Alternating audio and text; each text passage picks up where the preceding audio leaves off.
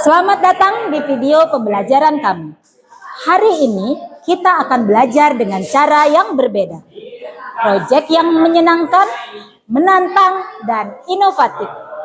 Siap menjadi problem solver sejati? Ayo mulai dengan STEAM dan 4C. Baik anak-anak, Ibu akan tayangkan hasil observasi, hasil dokumentasi dari kelompok kalian. Yang pertama, bagaimana menurut pendapat kalian tentang gambar-gambar ini? Gambar 1, siapa yang bisa? Sampah berserakan, Bu. Sampah berserakan. Gambar 2, ya? Sampah yang berserakan membuat lantai kotor, Bu. Membuat lantai kotor. Gambar 3, jadi Kelasnya berantakan, Bu. kelasnya berantakan. Berantakan saja. Ada apa lagi di dalam kelas? Sampah yang berserakan. Ya, sampah berserakan di dalam kelas. Nah, menurut kalian apa solusinya yang dapat diambil dari masalah yang terjadi pada lingkungan kita? Membuang sampah pada tempatnya, Bu. Membuang sampah pada tempatnya. Ada lagi solusi yang lain? Ya, memilah sampah, Bu. Memilah sampah. Kemudian Tidak. dari masalah yang kalian temukan di lapangan di lingkungan madrasah kita, kira-kira apakah ada solusi yang kalian sumbangkan untuk madrasah kita ini agar tetap bersih? Ya, Membuang sampah pada tempatnya, Bu. membuang sampah pada tempatnya. Bagus. Ada lagi solusi yang lain? Memilah sampah, Bu. Memilah sampah. Sampah yang dipilah yang bagaimana? Sampah organik dan anorganik. Bagus. Organik dan anorganik. Mungkin ada lagi solusi yang lainnya. Saya, Bu. Ya, Mendaur ulang sampah. mendaur ulang sampah. Ya, bagus. Oke, pada pertemuan sebelumnya kalian harusnya sudah memahami tentang pengelolaan sampah dan berbagai macam sampah yang sering kita temukan di sekolah ini. Jadi di berbagai sudut sekolah pasti sering ditemukan sampah apa enggak? Ada nggak lokasi yang tidak ada sampahnya di sekolah ini? Jarang ya. Jadi di berbagai sudut tempat selalu ada sampahnya. Sampah apa yang paling banyak kita temukan di sekolah? Apa ya? Sampah plastik, benar sekali. Nah, sekarang Ibu tanya, sampah plastik itu bisa dikategorikan termasuk jenis sampah apa? Saya, Bu. Ya? Sampah anorganik. Nah, benar sekali, sampah plastik termasuk jenis pada sampah anorganik. Nah, sekarang pertanyaannya adalah, apa itu sampah anorganik? Siapa yang masih ingat? Saya, Bu. Ya, apa? Sampah anorganik adalah sampah yang tidak bisa diurai. Ya, benar sekali ya, kata temanmu Awan. Jadi, sampah anorganik adalah sampah yang tidak bisa diurai. Oke, sekarang nih kalian namanya kelompok apa? Kelompok biopori. Kalian punya proyek apa? Apa tujuan kalian membuat rak buku dari apa nih? Dari sampah. Apa tujuannya membuat rak buku dari sampah? Saya mengurangi sampah. Tujuan kelompok kami membuat buku adalah menjadikan sebuah sampah menjadi barang berguna dan memiliki harga jual beli.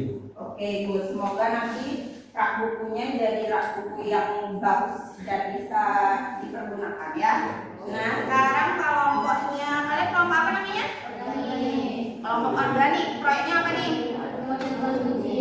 Tujuannya kalian buat gantungan kunci apa? Dari bahan apa nih? Sampah plastik. Apa tujuannya? Mudah dibuat, Bu. Mudah dibuat, terus Selain mudah dibuat, juga bisa dijualbelikan.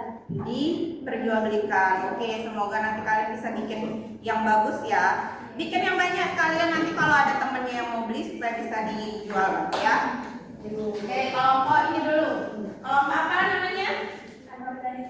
Kelompok anorganik. Apa proyeknya nih? Kelompok anorganik.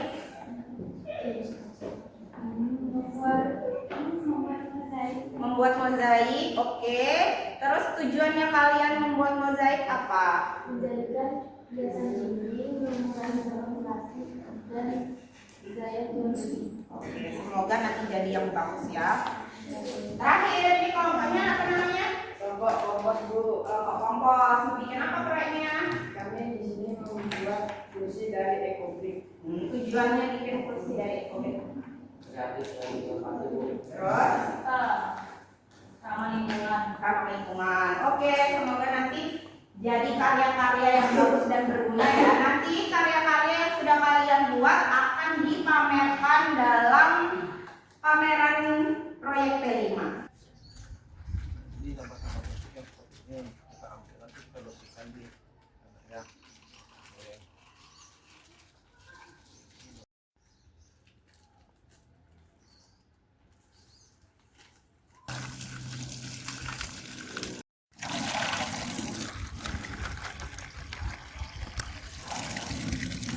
Nah, kemudian bagi anak-anak yang membuat ekobrik, saya harapkan untuk hasil ekobriknya sampahnya itu harus padat ya, yang dimasukkan ke dalam botol ya. Jangan sampai masih menyisakan udara di dalam botol itu.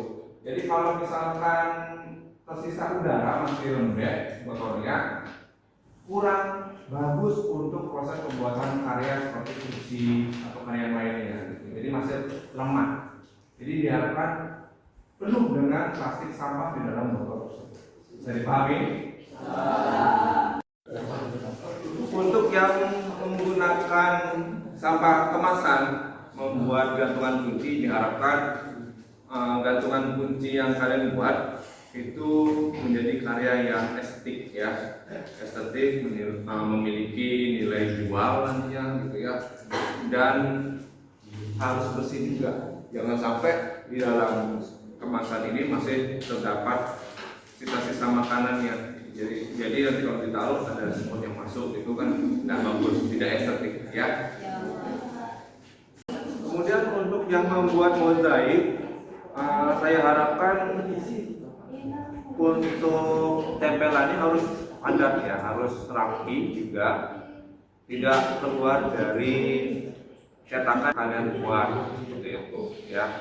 Kemudian warnanya juga dibikin semenarik mungkin ya. Bagian background ini masih bisa ditempel sampah plastik juga, sampah kemasan ya. Jadi diusahakan penuh dengan sampah kemasan ya. Oke, dilanjutkan. Kami mendapatkan ide karena kami FOMO melihat banyak orang menggunakan gantungan kunci di tas mereka. Namun, karena harganya tidak murah di kantong pelajar, kami membuat gantungan kunci yang moce atau murah dan cepat. Cara pembuatannya adalah pertama-tama mengumpulkan sampah plastik.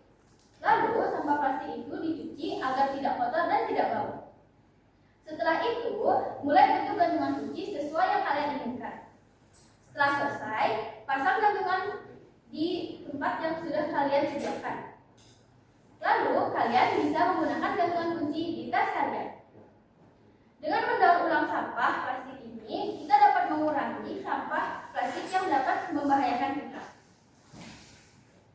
Ya, terima kasih presentasi dari kelompoknya Artika. Silakan yang mau bertanya dari kelompok lain.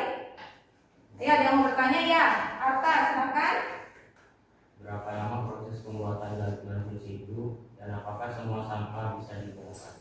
Berapa lama waktu yang digunakan untuk membuat gantungan kunci? Membuat gantungan kunci ini membutuhkan 1 hari dan semua sampah bisa digunakan untuk membuat gantungan kunci. Jadi Arta gimana? Untuk membuat gantungan kunci dibutuhkan waktu 1 hari dan semua jenis sampah bisa digunakan untuk membuat gantungan kunci. Sudah bisa diterima? Oke, anak-anak. Nah, pada pertemuan kali ini kita akan membahas sedikit tentang bagaimana kita ya berkontribusi besar dalam mengolah dan mengurangi sampah. Ya, tentunya sampah-sampah yang telah kalian olah tadi, yang sudah kalian daur ulang tadi, menjadi sesuatu yang bernilai, dan yang sesuatu yang tepat guna. Nah, menurut kalian apa saja yang hal yang terkesan ya setelah kalian melakukan aktivitas ini? Ya, Adit. Mengubah sampah menjadi barang yang lebih berguna.